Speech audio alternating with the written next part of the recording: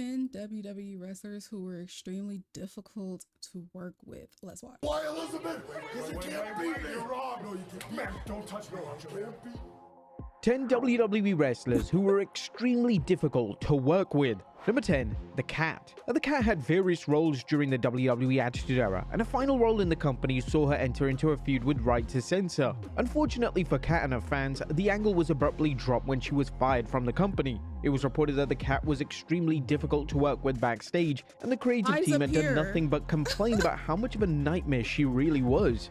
Now, the Cat wasn't exactly a main eventer, and she was in no position to be making life difficult for anyone. The Cat's firing led to her real-life husband Jerry the King Lawler walking out of the WWE for what he claims was an unjust firing. However, with the WWE never bringing the Cat into the mix in any capacity, it certainly gives merit to the claims of her backstage problems. Number 9, Stone Cold Steve Austin. Being the top guy in wrestling allows a certain amount of power and sway, and for Stone Cold Steve Austin, he was prone to questioning every booking call and questioning every creative choice that was being made about his character. Whilst this may just sound like a wrestler who just cares about their body of work, Austin eventually became hard to deal with backstage, and even his close friend Jim Ross believes so. JR discussed Austin's attitude backstage during an episode of Grillin' JR. I learned a long time ago, you keep your top guys happy, and that was very important in my role. And who was the bigger top guy than Stone Cold? And so I did go out of my way to. And Steve was not an easy manage. He was challenging because even to me, you know, he'd question the booking at times and so forth. He also went on to share a story of Austin not wanting to work with Mark Mero. I remember once he had the same issue with Mark Mero. He didn't want to work with Mark Mero. He didn't think Mark Mero was up to speed, and Steve wasn't ready in that time of his career to make guys in that respect. He wanted them made before he got them, so they could go out and have a good match and tell a good story. There were countless incidents of Austin acting in this manner, and the year 2002 was an infamous year for him, as it saw him butt heads with WWE creative on more than one occasion.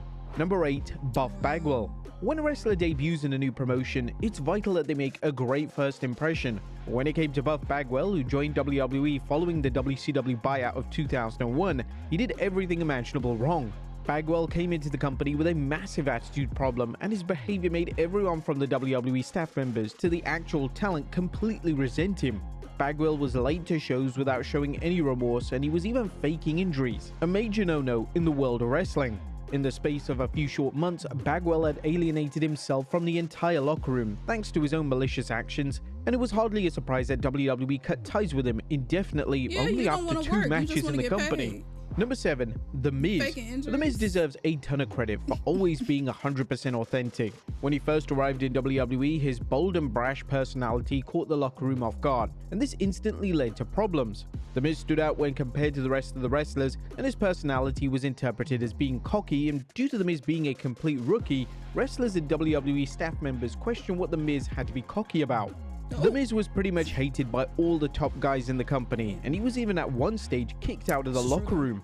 The Miz worked endlessly though to change this perception around. He showed the world that he genuinely cared about pro wrestling and that he was going to be easy to work with in all areas. Additionally, over time, it became apparent that The Miz's personality that so many had issues with was his genuine personality. That's who he was, and that's who he is still to this very day. Ultimately, The Miz went from the most hated man backstage to one of the most favored. The Miz in today's WWE locker room is one of the most celebrated and beloved names around, and it's hard to find a single wrestler that has a negative word to say about him, and for good reason.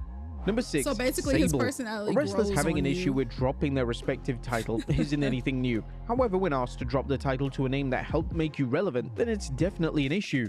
Sable was one of the hottest stars in pro wrestling in the late 90s, and she was easily the most popular name in the women's division. The problem was that Sable couldn't wrestle, as she could barely take any bumps, and every single match that she was involved in was met with overwhelmingly negative reviews.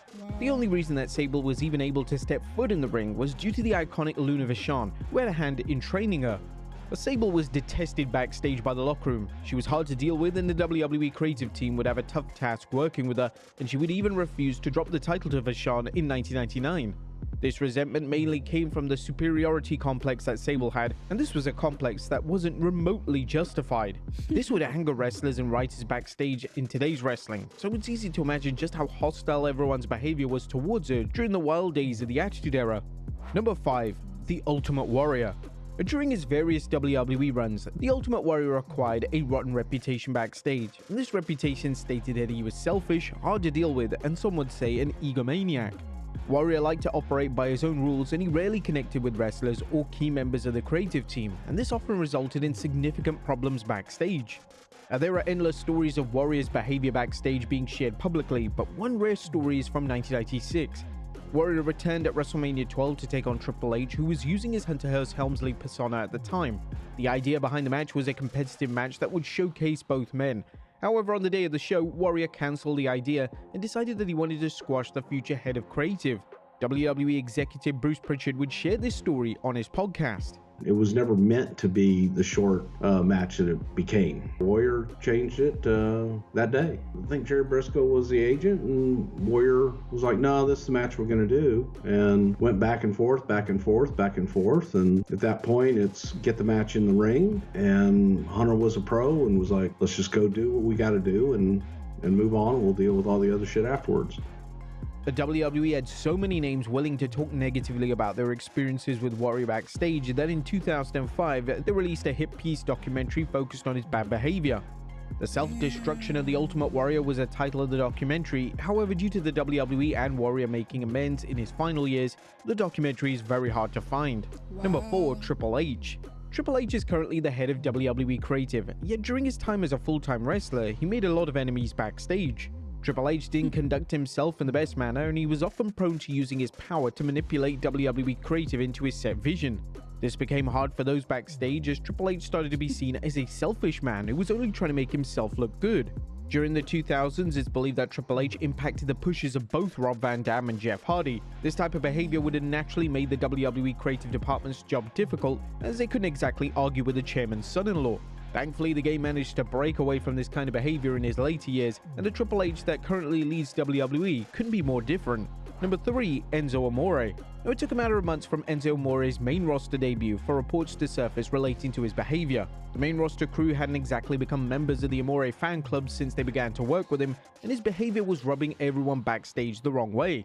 It got so severe that in 2017, Roman Reigns had to legitimately kick Amore off the tour bus. This type of thing never happens in modern wrestling, so it spoke volumes in relation to how Amore was acting backstage. It was even claimed that Neville refused to lose to Amore on Raw, and this led to Neville walking out of the company and for him to never return. Simply put, Amore's antics and behavior towards people backstage made him impossible to work with. Number 2, Randy Orton. Now, in recent years, Randy Orton has emerged as a locker room leader and someone that the modern day wrestlers can look up to, but that wasn't always the case, as it wouldn't be hyperbolic to say that Orton used to be a living nightmare in the locker room. Orton had vast anger issues and he was said to be awful to deal with both from a management and talent perspective. Orton would often use his standing in the company to damage people's careers. Orton would be heavily involved in the WWE release of Mr. Kennedy, and who can ever forget when Orton managed to get Kofi Kingston's major WWE push cancelled in 2010. Unlike a lot of names who weren't exactly beacons of light in the backstage area, Orton admitted that he made mistakes in the past, and his personal development over the past decade needs to be acknowledged. And number 1, Shawn Michaels. It's been public knowledge for years that Shawn Michaels was public enemy number 1 backstage in the 90s. Outside of HBK's close friends, he was loathed by other talent and anyone who worked backstage. HBK walked into the backstage area every week with an attitude, and he didn't care who he had to step on to stay on top. An example of how HBK acted during the 90s can be seen with the verified story of One Night Only. The initial plan was to see Bulldog defeat HBK in the UK, but HBK managed to gaslight and manipulate Vince McMahon into changing the finish. Also, all you need to see is that Sunny interview, and you knew that HBK had some power backstage. Now, HBK didn't even need to win the match, and there was no benefit from him winning. He simply just didn't want to put over another talent. And in 1998, when HBK was set to retire, WWE planned for him to lose the WWE title to Stone Cold Steve Austin in the main event of WrestleMania. Due to HBK's abysmal reputation backstage, there was legitimate and justified concern that HBK wasn't going to refuse to lose. Thankfully, he went through with the planned finish, but he didn't exactly look happy doing the honors. However, when he returned in 2002, the old habits had magically disappeared, and 2002 HBK was a stark contrast to the HBK of the 90s. But there you have it, folks. 10 WWE wrestlers. When it comes to Randy, I'm pretty sure there are people from other POVs who felt the same way that Randy probably felt about them, because, you know, the other video, we got to hear the wrestlers that Randy did not like working with, or, you know, wasn't really feeling too much.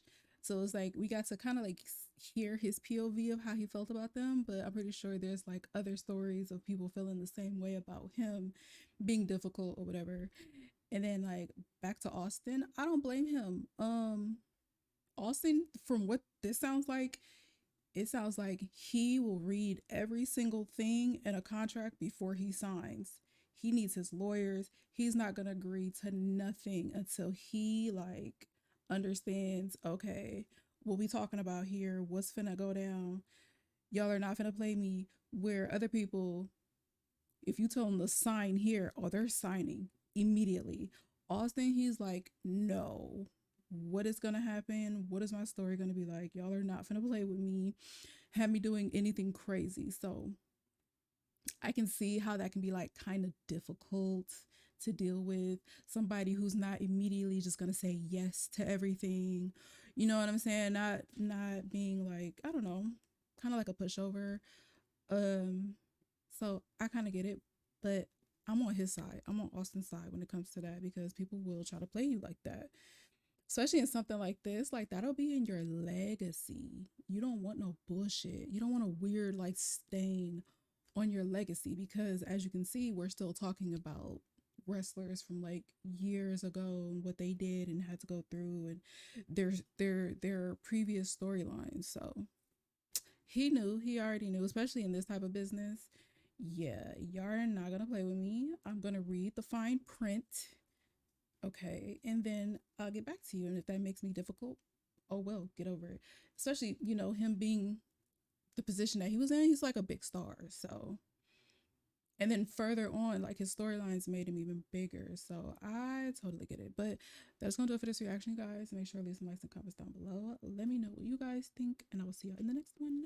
Toodles.